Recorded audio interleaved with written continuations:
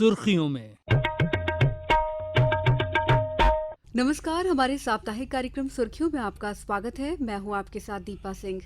जैसा कि आप जानते हैं कि हम इस कार्यक्रम में समसामयिक और खासतौर पर आप श्रोताओं से जुड़े विषयों पर बात करते हैं। आज हम बात करेंगे महाकाल लोक के लोकार्पण के बारे में। भगवान श्री कृष्ण की शिक्षा स्थली, प्राचीन काल गणना, ज्योतिष, संस्कृति का केंद्र, महाकवि कालिदास और सम्राट विक्रमादित्य की गौरवशाली नगरी का प्राचीन वैभव अब नए स्वरूप श्री महाकाल लोक में अवतरित हो गया है। पौराणिक नगरी उज्जैन के वैभव, परंपराओं, धार्मिक, सांस्कृतिक, ऐतिहासिक महत्व को पूरी तरह ध्यान में रखते हुए राज्य सरकार ने श्री महाकाल लोक के समग्र विकास के लिए प्रभावी विकास योजना बनाई, जिसने अब मूर्त रूप ले लिया है। प्रधानमंत्री श्री नरेंद्र मोदी ने 11 अक्टूबर को गरिमामय समारोह में योजना के प्रथम चरण के कार्यों का लोकार्पण किया। आज हम इस विषय पर चर्चा करेंगे। हमारे साथ स्टूडियो में 3 खास मेहमान मौजूद हैं। वरिष्ठ पत्रकार दीप्ति चौरसिया, आपका बहुत बहुत स्वागत है कार्यक्रम में। नमस्कार। वरिष्ठ पत्रकार अजय बोकिल जी, आपका बहुत बहुत सर स्वागत है कार्यक्रम में। नमस्कार। हमारे साथ हैं ज्योतिष मार्तंड पंडित राजेश दुबे जी। पंडित जी, बहुत बहुत स्वागत है आपका। तो चलिए कार्यक्रम को आगे बढ़ाते हैं। अजय जी, सबसे पहले आपसे जानना चाहेंगे, काफ़ी कुछ हमारे श्रोता जान चुके हैं कि महाकाल लोक क्या है और इसकी खासियत क्या है। छोटी छोटी बातें काफ़ी लोगों को पता है, हम चाहेंगे कि आप हमारे श्रोताओं को विस्तार से बताएं। देखिए, महाकाल मंदिर तो बहुत 2000 साल से अस्तित्व में है करीबन, और 2-3 बार इसका पुनर्निर्माण भी हुआ। लेकिन अभी जो काम हुआ है ये अपने आप में अद्भुत और असाधारण है, क्योंकि महाकाल परिसर का न सिर्फ एक तरह से पुनरुद्धार हुआ, बल्कि इसका बहुत विस्तार भी हो रहा है। और ये विस्तार समय की ज़रूरत को ध्यान में रखते हुए, लोगों की बढ़ती आस्था का केंद्र तक को उसको ध्यान रखते हुए सरकार ने किया है। इससे सबसे बड़ा फ़ायदा ये हुआ कि एक तो जिस तरह से महाकाल आने वाले श्रद्धालुओं की संख्या हर साल लगातार बढ़ती चली जा रही है, तो सबको भगवान के दर्शन का लाभ मिल सके और लोग उसको न सिर्फ दर्शन करें बल्कि उसका आनंद भी ले सकें। मेरे ख्याल से जो सौंदर्यीकरण महाकाल परिसर का हुआ है तो वो आनंददायक भी है। आस्था का प्रश्न तो है ही। तीसरी बात ये है कि हमारे जो धार्मिक स्थल हैं उनका बेहतरीन रखरखाव कैसे हो या होना चाहिए, इसकी भी एक मिसाल ये परिसर कायम करेगा। और जैसा कि आपने कहा कि करीबन 1 किलोमीटर दायरे में ये पूरा परिसर फैला हुआ है। करीब 200 इसमें प्रतिमाएं लगी हैं, 3 गेट लगे हैं और भी बहुत सारे काम इसके अंदर हुए हैं। रुद्र सागर जो पहले जिन्होंने उज्जैन देखा होगा, वो तो केवल एक मैदान जैसा हुआ करता था, लेकिन अभी, हालांकि मैंने अभी देखा नहीं है, लेकिन जो सुना है और जो वीडियोज़ में देखा है, वहाँ पर एक झील तैयार कर दी गई है। उसके पहले महाकालेश्वर में केवल एक बगल में कुंड हुआ करता था अंदर मंदिर के अंदर, जहाँ पे लोग जाने के पहले पैर धोया करते थे और उसके बाद दर्शन के लिए जाते थे। अब रुद्र सागर अगर झील बन गई है और एक बहुत विशाल एक वाटर बॉडी जिसको कह सकते हैं अपन, तैयार हो गई, तो वो सौंदर्यीकरण बहुत निखार लाएगा इसके अंदर। और ये दर्शनीय स्थल तो है, आस्था का केंद्र भी है और एक जो है पर्यटन का केंद्र भी इसके साथ साथ में रूप में विकसित होगा। मेरे ख्याल से ये बहुआयामी काम हुआ है इस तरह का। बिल्कुल सही कहा अजय सर आपने। अब दीप्ति मैम से जानते हैं कि मैम आप लोकार्पण को कैसे देखती हैं। दीपा, मैं इसको कुछ इस तरह से देखती हूँ कि केवल ये महाकाल के कॉरिडोर को बनाना नहीं है, उसका निश्चित ही उसको बहुत अच्छे तरीके से डेवलप किया गया है, जिससे जो हमारे जो धार्मिक लोग होते हैं, ये कहें कि जो श्रद्धालु होते हैं, जो धर्म के नज़रिए से आते हैं, दर्शन के लिए आते हैं, उनकी तो सुविधा होगी। लेकिन मैं इसे कुछ ऐसे देखती हूँ कि ये जो महाकाल लोक है, ये लोक कुछ ऐसा है कि ये अब हमारी संस्कृति का लोक है। ये सिर्फ महाकाल का दरवाजा नहीं है, बल्कि इससे हमारी संस्कृति का दरवाजा भी खुलता है पूरे विश्व में। इससे कहीं ना कहीं धार्मिक पर्यटन भी विकसित होता है और दूसरी बड़ी बात कि पर्यटन खुद अपने आप में विकसित होता है। जिस तरीके से पूरे 40 देशों में जाएगा, 40 देशों में इसका प्रसारण किया जाएगा, तो कहीं ना कहीं एक बार ये बात फिर से एस्टेब्लिश होगी कि जो हमारी संस्कृति है वो सबसे पुरानी है, सनातन धर्म जो हमारा है वो सबसे पुराना है। और जहाँ तक मुझे याद आ रहा है कि मैंने जो एथेंस का जो सभ्यताओं का म्यूजियम देखा था, उसमें बनारस घाट लगा हुआ था। तो वो जो बनारस घाट था वो कहीं ना कहीं इस बात को बताता था कि हमारी संस्कृति बहुत पुरानी है।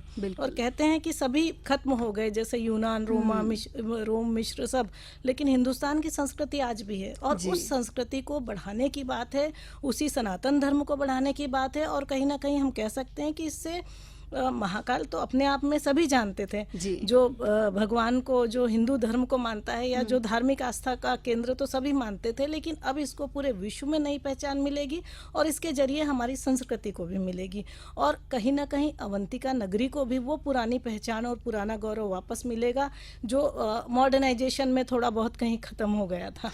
बिल्कुल बिल्कुल सही कहा आपने कि जो हमारी गौरवशाली इतिहास है वो फिर से दोहराया जा रहा है। हमारे प्राचीन अवंतिका नगरी की याद हमें ज़रूर आएगी। पंडित जी, अब अगर धार्मिक पृष्ठभूमि से देखा जाए तो आप कैसे इसको देखते हैं? देखिए, आकाश में जो है तारक लिंग है, आकाशे तारकम त्रिलिंगम। उसके बाद जो है पाताले हाटकेश्वर लिंगम और मृत्यु लोके महाकाल लिंगम जीवलिंगम नमस्ते तु। कहा जाता है कि सनातन धर्म शास्त्र के अनुसार ज्योतिर्लिंगों का एक विशेष महत्व है। तीसरे नंबर का प्रादुर्भाव स्वयंभू शिवलिंग जो है वो यह महाकाल का है जी। महाकाल की सभ्यता आज की नहीं है, ये सनातन जो युग था वहाँ से चले आ रही है।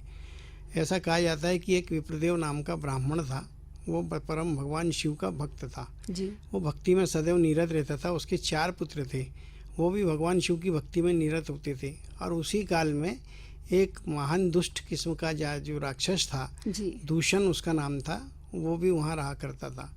दूषण जो था वह लोगों को पूजा पाठ करने से रोकता था, विशेष रूप से शिव भक्ति के लिए रोकता था। और उसने ब्रह्मा जी से वरदान लिया था, उस वरदान में उसको अप्रमेय शक्ति प्राप्त थी। उस शक्ति के कारण जो है वो लगातार पूजन करने वालों के ऊपर हमला करता था। जब उसके जानकारी में आया कि उज्जैनी अवंतिका, जिसको पहले कहा जाता था कि अवंतिका में ये ब्राह्मण अपने 4 पुत्रों सहित शिव की यज्ञ पूजन करता है, और कैसे करता है, वो अग्नि को स्थापित करके पूजन करता है। अग्नि को स्थापित करके पूजन करता है तो उसको बड़ा गुस्सा आया और उसने उनके ऊपर हमला और प्रहार करने का प्रयास किया। उस प्रहार करने से जो है सारे के सारे शिवभक्त जो थे, विशेष रूप से ये 4 ब्राह्मण के पुत्र और स्वयं ब्राह्मण विचलित हुआ, लेकिन ये भयभीत नहीं हुए। भगवान शिव की आराधना में लिप्त रहे और भगवान शिव को सच्चे मन से उन्होंने स्मरण करे। तो जो भगवान शिव जो है ज़मीन में गड्ढे में जो है अपना प्रकट स्वरूप करके स्वयंभू प्रकट हो गए और हुंकार भरे, और उस हुंकार भरने से जो है दूषण राक्षस का अंत हो गया। और उसके पश्चात फिर जो भगवान शिव ने उन ब्राह्मण की संतानों से कहा कि आप बताओ आपको मैं क्या वरदान दूं। तब उन्होंने कहा कि इस अवंतिका नगरी में जो है आपके आने से ये उज्जैनी हो गई है और यहाँ राक्षसों का कोई प्रभाव ना रहे और सारे लोग पूजा पाठ कर सकें, ऐसा वरदान आप दें। और उसके साथ में आप स्वयंभू रूप में यहाँ पर प्रकट होकर उपस्थित हो जाएं और हमेशा के लिए प्रकट रहें और लोग कल्याण करें। तब भगवान शिव ने उनकी बात को मान लिए और उनकी बात को मानकर और जो यहाँ स्थापित हो गए, तभी से कहा जाता है तारक लिंगम आकाशे तारक लिंगम पाताले हाटकेश्वर और भूलोक महाकालेश्वरम। इस प्रकार से ये तीनों ज्योतिर्लिंगों का विशेष महत्व है। आकाश में तारक लिंग और हाटकेश्वर जो है वो पाताल में, और महाकाल जो है वो पृथ्वी लोक में, जो दक्षिण मुखी है। दक्षिण मुखी होने के कारण जो है ये शत्रु और पराभव को नष्ट करने वाला माना जाता है। और ये सारे लिंगों में सबसे ज़्यादा प्रमुख है दक्षिण मुखी होने के कारण जो है इसकी सबसे बड़ी खूबी ये है कि यह जो है तंत्रोगम शास्त्रों को लेकर चलने वाला, हमारी जो भारतीय सभ्यता उसमें जो कर्मकांड है, उस कर्मकांड की 3 प्रभाग है, तंत्र मंत्र यंत्र। इस प्रकार से कहा जाए तो तंत्र मंत्र और यंत्र के ऊपर पूर्ण सिद्धि प्राप्त करने का एक विशेष स्थान है। 12 वर्ष में एक बार यहाँ पर जो है कुंभ का मेला लगता है और कुंभ के मेले में नए नागा साधु बनते हैं। देखिए जो नए नागा साधु बनते हैं इसका संबंध कितना यानी तारतम्य रखता है एक दूसरे से, कि जब उस ब्राह्मण ने पूजा किया था जिसका हमने वेद प्रिय का नाम लिए थे, तो वो अग्नि को स्थापित करके पूजा करता था। तो यहाँ पर जो सन्यासी नागा दीक्षा लेते वो अग्नि नागा कहलाते हैं और ये जो है शमशानों में पूजा पाठ करने वाले विशेष रूप से माने जाते हैं। अच्छा, इसकी एक विशेष बात और है कि प्राचीन काल में जो है इस शिवलिंग के ऊपर मुर्दे की भस्म चढ़ा करती थी जी। जो उसकी आरती होती है, कुल 6 बार आरती होती है और उसमें मुर्दे की भस्म चढ़ा करती थी। लेकिन कुछ समय पश्चात आम जन जब वहाँ ज़्यादा इकट्ठे होने लगे तो मर्यादा सामाजिक रखते हुए वहाँ पर जो है केवल भस्म चढ़ाना चालू कर दिया गया। और इस प्रकार से जो है यह लिंग विशेष रूप से जो उसकी व्याख्या की जाए तो इसको केवल उज्जैन तक या उज्जैन में महालोक तक के या दिव्य लोक तक हम नहीं स्थापित मान सकते, क्योंकि इसकी जो पराकाष्ठा है वो चारों दिशाओं में नहीं बल्कि 10 दिशाओं में है। और इस प्रकार से जो है ये पूरे विश्व में जाने जाते हैं, क्योंकि ये पृथ्वी का नाभा अर्थात पृथ्वी का केंद्र बिंदु है, इसलिए महाकाल का महत्व विशेष बनता है। बिल्कुल, पंडित जी ने बहुत सुंदर सी कथा सुनाई जिसके बारे में हमको बताया कि कैसे महाकाल उज्जैन में विराजे। अजय सर, जैसा कि आप जानते हैं कि बनारस कॉरिडोर की तर्ज पर ये महाकाल लोक बनाया गया, तो क्या आपको लगता है कि इसको बनने में थोड़ी देरी हुई है या थोड़ा पहले और हो जाना चाहिए था? अब ये उसके पीछे कुछ कारण हो सकते हैं, लेकिन मेरे ख्याल से ये 2016 में ये कल्पना सामने आई, विचार सामने आया, और 2022 मतलब करीबन 6 साल इसमें लगे हैं। बीच में कुछ राजनीतिक परिस्थितियां भी रही, हालांकि उस सरकार का भी दावा है कि उन्होंने भी काम कराया कर, जो वो अलग बात है, लेकिन काम लगातार चलता रहा। तो अब वो काम हो चुका है, ये ज़्यादा हमारे लिए महत्वपूर्ण है। बनारस की तुलना और इससे सीधे सीधे करना मेरे ख्याल उचित नहीं है, क्योंकि गंगा का अपना अलग महत्व है, काशी का अपना अलग महत्व है, महाकाल का अपना अलग महत्व है। महाकाल राजा के रूप में विराजमान है जी। और काशी विश्वेश्वर के बारे में कहा था ब्रह्मांड के स्वामी हैं, तो इसलिए आपस में तुलना नहीं है दोनों की जी। लेकिन श्रद्धा का जहाँ तक सवाल है, दोनों के लिए बराबर है, समान है, कम ज़्यादा हो सकती है। और मध्य प्रदेश की दृष्टि अगर सोचा जाए तो हमारे लिए सबसे महत्वपूर्ण बात यह है कि महाकालेश्वर का जो महात्म्य है वो सर्वोपरि है, इसमें कोई शक नहीं है। इसमें जैसे पंडित जी ने पूरी कहानी बताई, इसमें एक चीज़ और मैं जोड़ना चाहूँगा कि ये तो पौराणिक तथ्य ये जो शास्त्रों के हिसाब से हैं, लेकिन साहित्य के हिसाब से या सांस्कृतिक दृष्टि से भी महाकाल का उल्लेख कई जगह पर है। इसका सबसे बड़ा प्रमाण तो कालिदास का मेघदूत है, जिसके अंदर उन्होंने भगवान महाकाल के मंदिर में होने वाली आरती और पूजा का जिक्र अपने उसमें काव्य में किया है।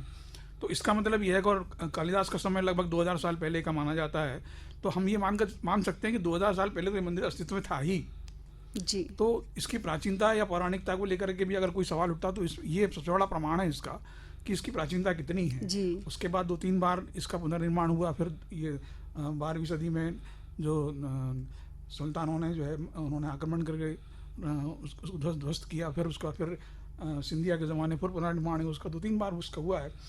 और ये इसी कड़ी में जी जी इसको ज़्यादा लोकप्रिय और लोगों की आस्था को ध्यान में रखते हुए इसका बहुत ही नए सिरे से कायाकल्प किया गया है। बिल्कुल। दीप्ति मैम, जैसा कि आपने बताया कि सांस्कृतिक पहचान तो मिलेगी ही और पहले से भी थी और ज़्यादा आयाम बढ़ेंगे। मैडम जानना चाहेंगे कि जैसे जिस तरह की आपने बताया धार्मिक पर्यटन तो बढ़ेगा ही, पर्यटन बढ़ता है तो जाहिर सी बात है रोज़गार भी, तो ये हमारे लिए एक बहुत अच्छी अपॉर्चुनिटी कह सकते हैं लोगों के लिए। बिल्कुल, ये एक बहुत अच्छा अवसर कहा जा सकता है। ये पर्यटन बढ़ाने के लिए भी धार्मिक पर्यटन तो निश्चित ही पहले से था। दिनों दिन महाकाल के जो भक्तों की संख्या है, श्रद्धालुओं की संख्या बढ़ती जा रही थी। हम लोग ही कई बार इस तरह की खबरें पढ़ते थे कि इतने लाख श्रद्धालु आए, प्रशासन के लिए मैनेजमेंट कठिन हो गया। तो अब कम से कम उन लोगों को दर्शन भी आसानी से हो सकेंगे। दूसरा, पर्यटन इस तरह से बढ़ेगा कि चूंकि हमारी संस्कृति और सांस्कृतिक चीज़ें जो पूरे 40 देशों में आज इस तरह से लाइव टेलीकास्ट होगा, तो वहाँ से जुड़े लोग यहाँ आएंगे। जिस तरीके से हम देखते हैं कि जो मथुरा और वृंदावन है, वहाँ पर बहुत सारे विदेशी पिलग्रिमेज हैं, ये कह सकते हैं, जो विदेशी जो हिंदू धर्म को जानना चाहते हैं वो उससे जुड़े हैं। तो इसी तरह बनारस में भी हैं। तो एक कल्पना ये भी करी जा सकती है कि ये जो जिस तरीके से कॉरिडोर बना है, तो हो सकता है कि कुछ विदेशी लोग जो हमारी संस्कृति को और जानना चाहते हैं वो बनारस और मथुरा वृंदावन से होते हुए मध्य प्रदेश के उज्जैन तक भी पहुँचें। दूसरी बड़ी बात यह कि जो कॉरिडोर 900 मीटर का है, उसमें अगर किसी ने शिव तांडव नहीं पढ़ा है, पौराणिक ग्रंथ नहीं पढ़े हैं, वो नहीं जानते हैं, तो कम से कम जो तस्वीरों में, जो मूर्तियों में उकेरा गया है, उसके जरिए वो उसे समझ सकेंगे। और दूसरा, जैसा कि उज्जैन की मैं बात कर रही थी कि अवंतिका का नाम और बड़ा होगा, क्योंकि जो महाकाल लोग जाएगा वो सिर्फ नंदी दरवाजे तक नहीं जाएगा, वो महाकाल मंदिर तक नहीं जाएगा, वो उज्जैन के हर पन्ने को पलटेगा। फिर जब बात निकलेगी तो न्यायप्रिय विक्रमादित्य की भी निकलेगी। जब बात निकलेगी तो लोगों को ये भी पता चलेगा कि ये वो जगह है जहाँ हरि और हर का मिलन हुआ, क्योंकि बहुत से लोग जो धर्म से जुड़े हैं वही वही जानते हैं कि हरिहर के मिलन की नगरी है ये। बहुत से लोग सब नहीं जानते कि सांदीपनी आश्रम यहाँ पर है, कि जी। भगवान श्री कृष्ण की यहाँ पर शिक्षा हुई। तो ये एक जैसे कि सर ने बताया था कि बहुआयामी है, तो रोजगार भी देगा, हमारी संस्कृति को भी बढ़ाएगा, हमारे धार्मिक पर्यटन को और पर्यटन को भी बढ़ाएगा। और सबसे बड़ी चीज़ कि कहीं ना कहीं विदेश से जुड़े लोग भी या जो जिस तरीके से बनारस में आके वो सत्य की खोज में आते हैं या मेडिटेशन सीखते बिल्कुल। हैं, तो उस तरह की चीज़ें हो सकता है कि मध्य प्रदेश में भी बढ़ें। बिल्कुल बिल्कुल सही कहा आपने। उम्मीद है कि बहुत सारे दर्शनार्थी यहाँ पर आए। बताया जाता है कि प्रतिवर्ष लगभग 1.5 करोड़ दर्शनार्थी महाकाल के दर्शन के लिए यहाँ पर आते हैं, लेकिन अब इस कॉरिडोर को इस तरह से विकसित किया गया है कि लगभग 3 करोड़ दर्शनार्थी यहाँ पर दर्शन कर सकेंगे। पंडित जी, अगर बात करें ओमकारेश्वर की, तो भविष्य में किस तरह की संभावनाएं दिख रही हैं? देखिए, ओमकारेश्वर के लिए यदि हम संभावनाएं देखेंगे तो वहाँ पर थोड़ी सी परेशानी आएगी, क्योंकि ठीक मंदिर से लगी हुई नर्मदा नदी का तट है जी। और नर्मदा नदी बहती है। फिर ओमकारेश्वर में यदि उसको बाहरी हिस्से में डेवलप करें तो उसका वो महत्व नहीं रह जाएगा। लेकिन हाँ, ये है कि ओमकारेश्वर पे भी काम हुआ है, पहले से कुछ अधिक एक नया ब्रिज बना है, जिसके कारण जो है ओमकारेश्वर जो है अपने आप में थोड़ा सा महत्व रखने लगा। और सबसे बड़ी बात क्या है कि ओमकारेश्वर जो है वहाँ शंकराचार्य की गादी है और वो एक पहाड़ पे बना हुआ है। पहाड़ के ऊपर डेवलप करें तो उतना बड़ा पहाड़ नहीं है, क्योंकि उसके चारों तरफ नर्मदा नदी का घेराव है, जिससे ओम बनता है। ये हमारी प्राचीन संस्कृति का प्रतीक है। इसलिए ओमकारेश्वर के में डेवलपमेंट तो हो सकता है, लेकिन जैसा उज्जैन में हुआ है ऐसी परिकल्पना करना थोड़ा सा मुश्किल बनता है। बिल्कुल बिल्कुल सही कहा आपने पंडित जी। उम्मीद है कि जितने भी शहर के और भी धार्मिक स्थल हैं उनको आगे डेवलप किया जाएगा। सर, जैसे कि पर्यटन की बात हो रही है, मैडम ने भी कहा है कि संस्कृति तो बढ़ेगी, पर्यटन भी बढ़ेगा, रोजगार भी बढ़ेगा, और क्या क्या उम्मीद कर सकते हैं कि हमारे प्रदेश को और फायदा होने वाला है? देखिए, उज्जैन पर्यटन और धार्मिक स्थल तो है ही, शिक्षा का भी बड़ा केंद्र है जी। मतलब सांदीपनी के समय से ही रहा है। और अगर बनारस का अपना अलग महत्व है तो उज्जैन का भी अपना महत्व रहा है। दूसरी बात है कि ज्योतिष काल गणना का बड़ा केंद्र है, और उज्जैन में इस तरह के कुछ पाठ्यक्रम शुरू भी हुए हैं वहाँ पर इस तरह से, और बड़ी वेधशाला भी वहाँ पर है उज्जैन के अंदर। हाँ। तो ये खगोलीय दृष्टि से भी उज्जैन का विशेष महत्व है, मतलब धार्मिक दृष्टि से तो है ही है।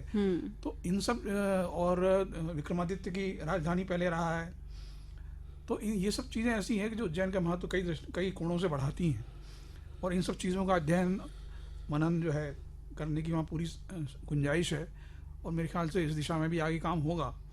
जी बिल्कुल। शिक्षा के क्षेत्र में भी उम्मीद है कि जैसे बताया जाता है कि वहाँ संस्कृत के भी बहुत विद्यालय हैं और महाविद्यालय हैं जिनमें शिक्षा। विक्रम विश्वविद्यालय का नाम ही विक्रमादित्य के नाम पर रखा गया है जी, तो वो उसी परंपरा को आगे बढ़ाने की दृष्टि से है। पंडित जी, और आप क्या महाकाल लोक की खासियत बताना चाहेंगे हमारे श्रोताओं को? उज्जैन जो महाकाल की नगरी है वो अपने आप में दिव्य है। अधिकांशतः विश्व स्तर से वहाँ लोग दर्शन के लिए आते हैं, और सारे धर्म प्रेमी जो आते हैं उनको विशेष रूप से पूर्ण ज्ञान भी नहीं होता कि महाकाल के दर्शन कैसे करना चाहिए। महाकाल केवल भगवान श्री शिव के दक्षिणमुख मूर्ति जो है उस लिंगाकार के कारण ही नहीं है। महाकाल का जो है दूसरा स्वरूप वहाँ पे काल भैरव के रूप में, जो अपने आप में विशेष महत्व रखता है, जो मदिरा पान करता है, जिसकी खोज आज तक कोई वैज्ञानिक नहीं कर पाए कि उसका आधार क्या है। इसके अलावा क्या होता है कि जब महाकाल के दर्शन करने जाएं तो सबसे पहले कहा जाता है कि कोतवाल के दर्शन करके हाजिरी लगाना चाहिए, अर्थात जो है महाकाल के मंदिर में जाएं और सबसे पहले वहाँ दर्शन करके हाजिरी लगाएं कि हे काल भैरव देवता, हम आपके महाकाल नगरी में भगवान श्री महादेव से दर्शन या अपने मनोरथ की पूर्ति के लिए आशीर्वाद लेने आए, आप हमारा संदेश वहाँ तक पहुँचा दें। फिर महाकाल के दर्शन करने के पश्चात जो है आप देखेंगे वहाँ पर चिंताहरण गणेश है, फिर चिंताहरण गणेश के दर्शन करें। फिर उसके पश्चात जो है आप आएँ और उसके बाद में जो है माता का मंदिर है हरसिद्धि के नाम से, जो देवी की से पीठ के रूप में माना जाता है, उनके दर्शन करें। और उनके दर्शन करने के पश्चात जो है फिर महाकाल के दर्शन करना चाहिए। और फिर महाकाल के जो आप दर्शन करते हैं तो यहाँ पर एक बात आपसे रखना चाहूँगा कि दर्शन और अभिषेक और पूजन 3 बातें होती है। तो इस ज्योतिर्लिंग के लिए कहा जाता है कि केवल दर्शन करना ही सब कुछ है, दर्शन करने से सारे मनोरथ की प्राप्ति होती है। अब यदि आपको वहाँ पर पूजन करने का अवसर प्राप्त हो जाए या अभिषेक करने का उस मूर्ति पर अवसर प्राप्त हो जाए, तब तो फिर क्या कहना है। भगवान की अनुपम कृपा आपके ऊपर हो जाती है। अब यहाँ पर जब देखेंगे उज्जैन में ज्योतिष, जैसे वकील जी बता रहे थे, ज्योतिष के ऊपर काम किया हुआ है, आज का नहीं है। वहाँ पर बहुत पुराना यंत्र बना हुआ है, उस यंत्र के माध्यम से तिथि और पक्ष आयन की गणना की जाती है। इसके अलावा जो है वहाँ उज्जैन के हर कोने में कुछ ना कुछ, जैसे आप देखेंगे भरतरी गुफा साधना करने के लिए, जो आज भी भरतरी गुफा लोग जाते हैं घूमने और देखते हैं, छोटी छोटी सी गुफाएं बनी, उसमें बैठ के जो भरतरी साधना किया करते थे। बाबा गोरखनाथ जो थे वो उस समय जो है भगवान श्री शिव की पूजा करने के लिए वहाँ रहे।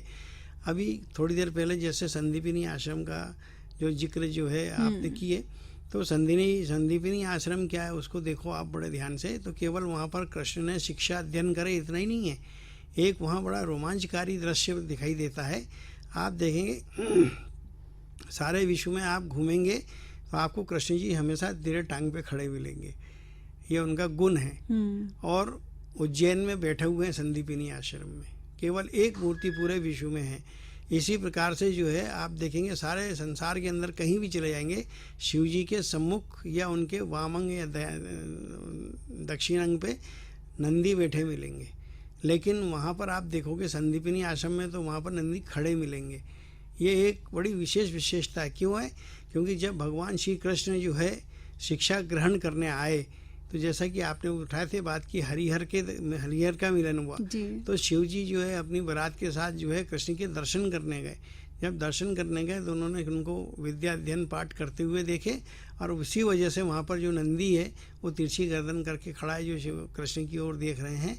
इस प्रकार से कहा जाता है कि ज्ञान की मात्रा वहाँ से प्राप्त होती है। और ज्ञान कैसा?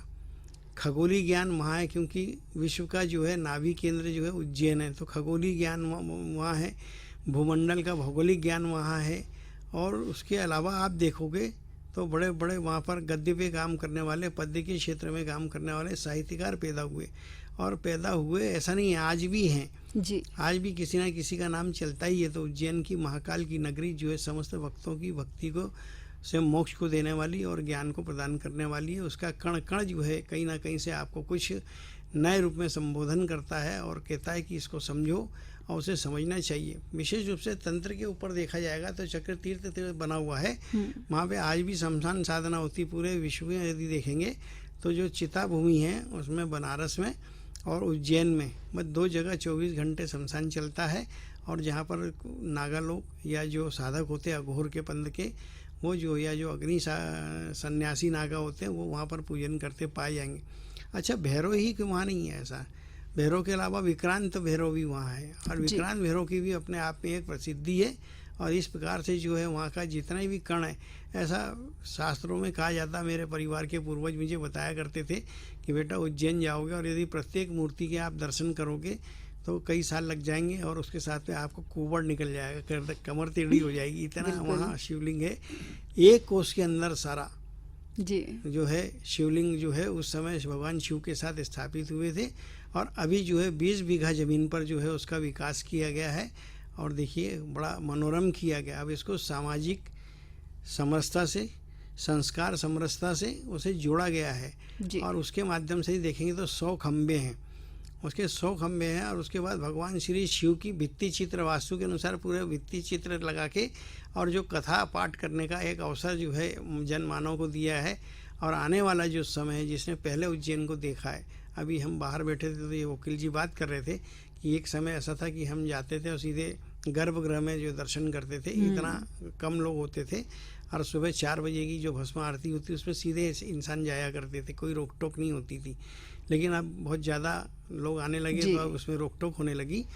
लेकिन आप देखिए उस समय का महाकाल का जो भस्म आरती थी वैसी ही आरती आज भी होती है। और उसके अलावा जो उसमें रिदम और ताल और झांझ, डमरू, ये नगाड़े, ये सब बजते हैं, उस आरती का महत्व अलग है। केवल उस आरती को क्यों देखें, 6 आरती होती है, उसके बाद भोजन आरती होती है। इसी प्रकार से शाम को 7 बजे मृदंग आरती होती है। मृदंग आरती को देखिए, वो भी बड़ी मनोरम है। तो भगवान शिव की दिव्यता और मनोरमता यदि आपको देखना है तो उज्जैन को देखें। जो उज्जैन नहीं गया, समझ लीजिए संसार में उसने कुछ भी नहीं पाया। वहाँ यदि कहा जाता है कि बनारस में जो है काशीनाथ जो है उनके कॉरिडोर का भी विकास किया गया। काशीनाथ जो है वो भी राजा माने जाते हैं और उज्जैन के भी ये राजा माना जाती है। दोनों को राजा की पदवी प्राप्त है और इन दोनों जगह पर आप देखेंगे तो भैरव का विशेष महत्व है। भैरव के जी। पहले दर्शन, उसके बाद मूल ज्योतिर्लिंग के दर्शन का महत्व है। उज्जैन महाकाल जो है, यदि कहा जाए तो कहती आप उज्जैन का नाम ना लें, सिर्फ महाकाल बोल दें तो आपको रेलवे स्टेशन पे टिकट मिल जाती है। यानी वो बिल्कुल। इतने प्रचलित हैं। बिल्कुल सही कहा पंडित जी। हम अपने श्रोताओं को बता दें, श्री महाकाल लोक क्षेत्र विकास परियोजना की अनुमानित लागत लगभग 800 करोड़ रुपए है। योजना के प्रथम चरण में 350 करोड़ रुपए की लागत से भगवान श्री महाकालेश्वर के आंगन में छोटे और बड़े रुद्रसागर, हरसिद्धि मंदिर, चार धाम मंदिर, विक्रम टीला आदि का विकास किया गया है, जिसमें Mahakal plaza, Mahakal corridor, midway zone, Mahakal theme park, घाट और deck area, Nutan school complex और गणेश स्कूल कॉम्प्लेक्स का कार्य शामिल है। महाकाल कॉरिडोर के प्रथम घटक में पैदल चलने के लिए उपयुक्त 200 मीटर लंबा मार्ग बनाया गया है। इसमें 25 फीट ऊंची और 500 मीटर लंबी म्यूरल वॉल बनाई गई है। साथ ही 108 शिव स्तंभ शिव की विभिन्न मुद्राओं सहित निर्मित हो चुके हैं, जो अलग ही छटा बिखेर रहे हैं। इन स्तंभों में भगवान शिव के आनंद तांडव स्वरूप को दर्शाया गया है। महाकाल पथ के किनारे भगवान शिव को दर्शाने वाली धार्मिक मूर्तियां स्थापित की गई हैं। पथ के साथ दीवार चित्र शिव पुराण की कहानियों पर आधारित है। Lotus pond, open air theatre और लेक फ्रंट एरिया और ई रिक्शा तथा आकस्मिक वाहनों के लिए मार्ग भी बनाए गए हैं। बड़े रुद्रसागर झील में स्वच्छ पानी भरा गया है। तो बहुत ही विशेष जानकारियां आप तीनों मेहमानों ने हमारे श्रोताओं को दी। उम्मीद करते हैं कि जानकारियां हमारे श्रोताओं के लिए जरूर फायदेमंद साबित होंगी और महाकाल लोक के लोकार्पण से सामाजिक, सांस्कृतिक और आध्यात्मिक रूप से नए आयाम जुड़ेंगे। आप तीनों मेहमानों का बहुत बहुत शुक्रिया। नमस्कार। शुक्रिया। इसी के साथ कार्यक्रम सुर्खियों में फिलहाल इतना ही। अगले सप्ताह फिर होगी आपसे मुलाकात इसी दिन इसी समय पर। तब तक के लिए नमस्कार। सुर्खियों में